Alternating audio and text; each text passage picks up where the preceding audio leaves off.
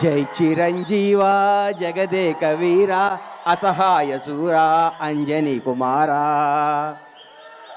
ఏ బ్రహ్మ ముహూర్తాన Konidela Venkatrao megastar Chiranjeevi అనే శివశంకర్ ప్రసాద్ అంజనమ్మ కడుపున బీజ వేశాడో కానీ ఆ బ్రహ్మ ముహూర్తం 71 సంవత్సరాల నుంచి నిరంతరం వెలిగిస్తూ అభిమానుల్ని రక్షిస్తూ ఎందరికో జీవనాభాది కల్పిస్తూ అందరికీ నేనున్నానని భరోసా ఇస్తూ ముందుకు నవజీవకుండా తిరుగుతున్న మెగాస్టార్ చిరంజీవి గారికి జన్మదినం సందర్భంగా నా హృదయపూర్వక పాదాభివందనాలు తెలియజేసుకుంటూ నేను ఈరోజు ఏడుకొండల వెంకన్న సాక్షిగా, శ్రీశైలం మల్లన్న సాక్షిగా, బెదవాడ కనకదుర్గమ్మ తల్లి సాక్షిగా, సింహాద్రి అప్పన్న సాక్షిగా, యాదగిరిగుట్ట నరసింహస్వామి సాక్షిగా, నేను కొలిసే అయ్యప్ప స్వామి సాక్షిగా నిజాలే మాట్లాడతా.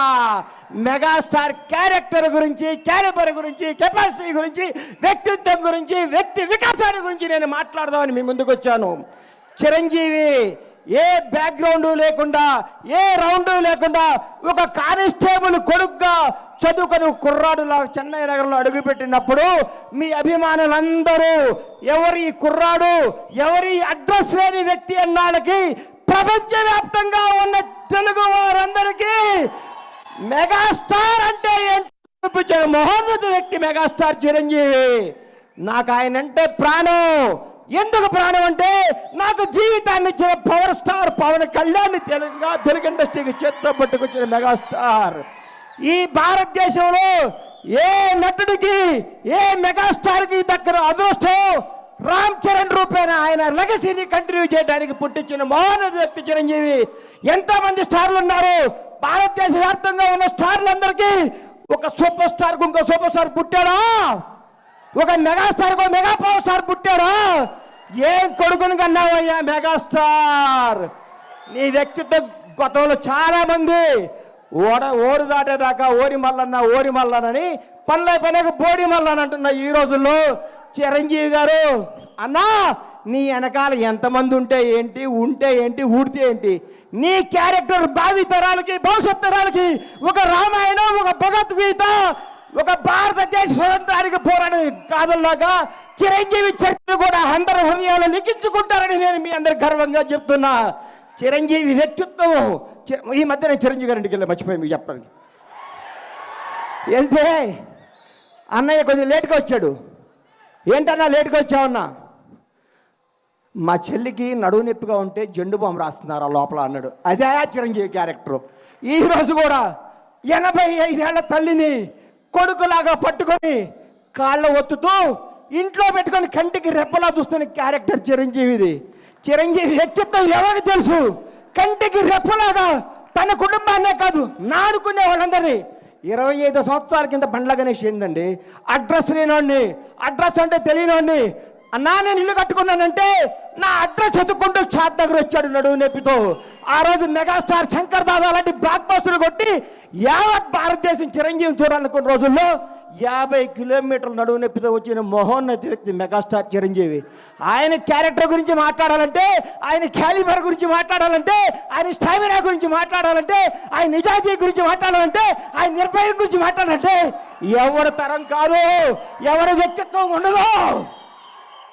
అన్నా నువ్వు రాజకీయాల్లో నుంచి బయటకు ఎందుకు వచ్చావు అంటే నేను అడిగాను.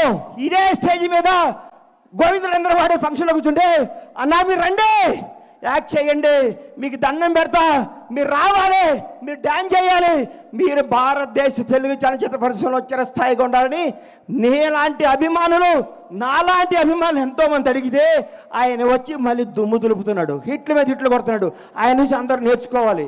సినిమా వెనకాల సినిమా ఎక్కిస్తూ, సినిమాతో సినిమాలు పెంచుతూ, ఎంతోమందికి వినోదాన్ని ఇస్తూ, ఎంతోమందికి హక్కుని చేర్చుకొని ప్రతి ఒక్కరికి నానుకున్న వాళ్ళందరికీ చేతునిచ్చి ఆయనలో స్వార్థం ఉంటే ఆయనే నేనే ఉండాలనుకుంటే నేను ఉండాలి, నా కొడుకు ఉండాలనుకుంటాడు. అవన్నీ పక్కన పెట్టి మేము ఉండాలి, మనం అందరం ఉండాలి, అందరూ పైకి రావాలి, అభిమానించే ప్రతి ఒక్కరికి బంగారు భవిష్యత్తు ఇవ్వాలి అని చెప్పిన మోహన వ్యక్తి మెగాస్టార్ చిరంజీవి. చిరంజీవి అనేవాడు ఇండస్ట్రీలో రాకపోయింటే నాలాంటి వాళ్ళు వచ్చేవాళ్ళు కాదు. ఎందుకంటే ఇండస్ట్రీ అందదేమో సామాన్యులకి అందరూ ఒక కలేమో అని అనుకుంటున్న రోజుల్లో ఒక చిరంజీవి కూడా మెగాస్టార్ అవ్వచ్చు, కష్టపడే ఎవడైనా సినిమా ఇండస్ట్రీలో బైక్ రావచ్చని అడ్రస్ కల్పించిన మహోన్నత మెగాస్టార్ చిరంజీవి. ఆయన గురించి కొందరు మాట్లాడుతుంటారు, చిరంజీవి తొక్కేశాడు. చిరంజీవి తొక్కుతాడా? చిరంజీవి ఎవరిని తొక్కడయ్యా? ఎక్కుతాడు, ఎక్కిస్తాడు, లేపుతాడు, లేపి కూర్చోబెడతాడు. ఎవరికి టాలెంట్ ఉంటే, ఎవరికి శక్తి ఉంటే, ఎవరికి నిజాయితీ ఉంటే వాళ్ళను ఉన్నతమైన కూర్చోబెట్టడమే మెగాస్టార్ చిరంజీవి యొక్క లక్ష్యం, ఆదర్శం, అభిమానం. చిరంజీవి గారి గురించి ఎన్ని చెప్పుకున్నా, ఎంత చెప్పినా, ఏం చెప్పినా తగ్గదు. నేను వెళ్ళి ఏం అవసరం అండి అన్నయ్య నా ఇంట్లో ఇది ఉందంటే చెప్పకుండా ఇంటికి వస్తాడు. అరే గని వస్తాను అంటే వస్తాడు. ఆయన వ్యక్తిత్వ వికాసం, ఆయన చరిత్ర పుస్తకాలు రాసి పుస్తకాలను పాఠ్య పుస్తకాలుగా పెంచిన భావితరాల విద్యార్థులకి మెగాస్టార్ క్యారెక్టర్ ఇదని చెప్పాలని నేను మనస్ఫూర్తిగా కోరుకుంటున్నాను. ఇంకొకసారి చెప్తున్నా, చిరంజీవి గారి గురించి ఎవరేం మాట్లాడుకున్నా, ఎన్ని వేసుకున్నా అల్ప సంతోషం, వాళ్ళు ఆనందపడాల్సిందే. కానీ ఒక మహోన్నత వ్యక్తి గురించి మాట్లాడితే ఏమో ఉపయోగం? ఇలాంటి బర్త్డేలు ఇంకెన్నో చేసుకోవాలని, ఇంకెన్నెన్నో హిట్లు వేయాలని, ఇంకా ఎంతగా వేయాలని మనస్ఫూర్తిగా కోరుకుంటూ ఈ అవకాశం ఇచ్చిన మెగా అభిమానులందరికీ, ముఖ్యంగా మిత్రుడు స్వామినాయుడు గారికి హృదయపూర్వక కృతజ్ఞతలు తెలియజేసుకుంటూ సెలవు తీసుకుంటున్నాను. జై చిరంజీవి, జై జై చిరంజీవి, జై పవర్ స్టార్.